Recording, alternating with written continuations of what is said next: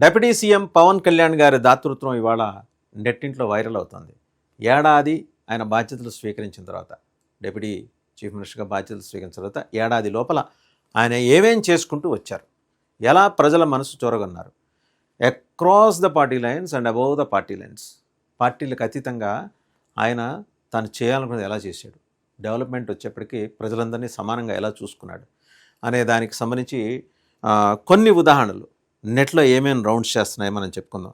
2024 ఎన్నికల్లో గెలిచి అధికారంలోకి వచ్చిన తర్వాత భారీగా విరాళాలు అందజేశారు ఆయన. దీనికి సంబంధించిన ట్వీట్లు నెట్టింట్లో వైరల్ అవుతున్నాయి. తాజాగా నంద్యాల జిల్లా నందికొట్కూరు మండలంలో ఉన్న కొణిదల గ్రామానికి, అంటే వాళ్ళ ఇంటి పేరు, ఆయన ఇంటి పేరు ఉన్న గ్రామానికి 50 లక్షల రూపాయలు విరాళంగా అందజేశారు. కర్నూలు జిల్లాలోని పూడిచెల్ల గ్రామంలో ఇటీవల పంటకుంట నిర్మాణంలో ప్రారంభోత్సవం జరిగింది. ఆ కార్యక్రమంలో పాల్గొన్న ఆయన నందికొట్కూరు ఎమ్మెల్యే జయసూర్య సమక్షంలో కొణిదల గ్రామాన్ని అభివృద్ధి చేయాలని ఆ గ్రామ ప్రజలు వారి ఎమ్మెల్యే సమక్షంలో డిప్యూటీ చీఫ్ మినిస్టర్ని కోరారు. దీంతో వెంటనే తన ఇంటి పేరుతో ఉన్న గ్రామాన్ని సొంత నిధులతో అభివృద్ధి చేస్తానని పవన్ కళ్యాణ్ హామీ ఇవ్వటమే కాకుండా ఇచ్చిన మాట ప్రకారం 50 లక్షల రూపాయలు విరాళంగా అందజేశారు. ఇది ఆయన పెద్ద మనసుకి సంబంధించింది. అలాగే మరోవైపు తలసేమియా బాధితుల కోసం ఎన్టీఆర్ ట్రస్ట్కి ఇటీవల 50 లక్షల రూపాయలు విరాళంగా అందజేశారు పవన్ కళ్యాణ్. అలాగే ఆంధ్రప్రదేశ్, తెలంగాణలో వరదలు సంభవించిన సమయంలోనూ 2 తెలుగు రాష్ట్రాలకు 6 కోట్ల రూపాయలు విరాళంగా అందజేశారు. జనసేన క్రియాశీలక కార్యకర్తల ప్రమాద బీమా కోసం 1 కోటి రూపాయలు తన సొంత నిధుల్ని పవన్ కళ్యాణ్ కేటాయించారు. అలాగే పిఠాపురంలోని ఎలక్ట్రీషియన్లకు పవన్ కళ్యాణ్ ఇటీవల సేఫ్టీ కిట్లు కూడా అందజేశారు.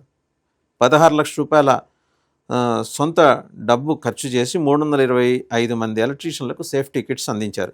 సురేష్ బాబు అనే ఎలక్ట్రీషియన్ కరెంట్ షాక్ కొట్టి మృతి చెందటంతో ఇలాంటి సంఘటన మరోసారి ఇక్కడ జరగకూడదనే ఉద్దేశంతో ఆయన పిఠాపురం నియోజకవర్గంలోని 325 మంది ప్రైవేట్ ఎలక్ట్రీషియన్లకు స్వయంగా డిప్యూటీ సీఎం పవన్ కళ్యాణ్ గారే సేఫ్టీ కిట్లు అందించారు. దీనికి సంబంధించి చాలా ట్వీట్స్ వైరల్ అవుతున్నాయి. అవన్నీ మనం పక్కన విండోలో చూడొచ్చు.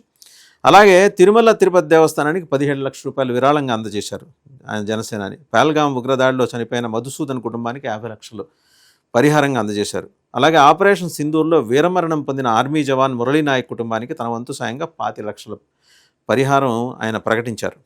డయేరియా బాధితుల కోసం 11 లక్షల రూపాయలు, కలుషిత నీటి కారణంగా ఇబ్బందులు పడుతున్న కుటుంబాలకు ఉపయోగపడేలాగా 10 లక్షల రూపాయలు, మైదానాల కోసం 60 లక్షల రూపాయలు విరాళంగా అందించిన పవన్ కళ్యాణ్ హరిహర వీరమల్లు నిర్మాతపై భారం తగ్గించేందుకు తీసుకున్న అడ్వాన్స్ నుంచి 11 కోట్లు వెనక్కి చెల్లించారని జనసేన శ్రేణులు